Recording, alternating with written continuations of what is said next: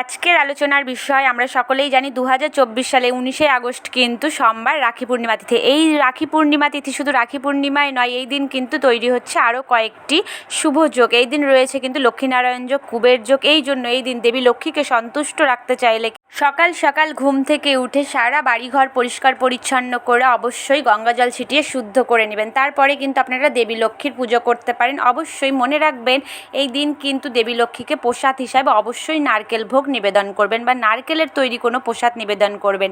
এর ফলে সারা বছর কিন্তু মা লক্ষ্মীর কৃপা আপনার উপরে থাকবে। এরপরে দ্বিতীয় যেই কাজটি করণীয় সেটি হলো একটি নারকেল রাখবেন, তার উপরে মাথা যুক্ত, অর্থাৎ ওপরের মাথাটা যেন থাকে। সেই নারকেলের ওপরে দুটি কর্পূর রেখে আপনার বাড়ির সদর দরজায় 9 বার আরতি করবার পরে সেই কর্পূরটি জ্বালিয়ে নারকেলটি বাড়ির সামনেই ফাটিয়ে ফেলবেন। এর ফলে গৃহের নানা রকম দোষ থাকলে সেটি কেটে যায় এবং গৃহের শান্তি ফিরে আসে, সকল ব্যক্তি সুস্থ থাকে। এরকম ভিডিও পেতে চ্যানেলটি সাবস্ক্রাইব করুন, ভালো লাগলে লাইক শেয়ার করুন।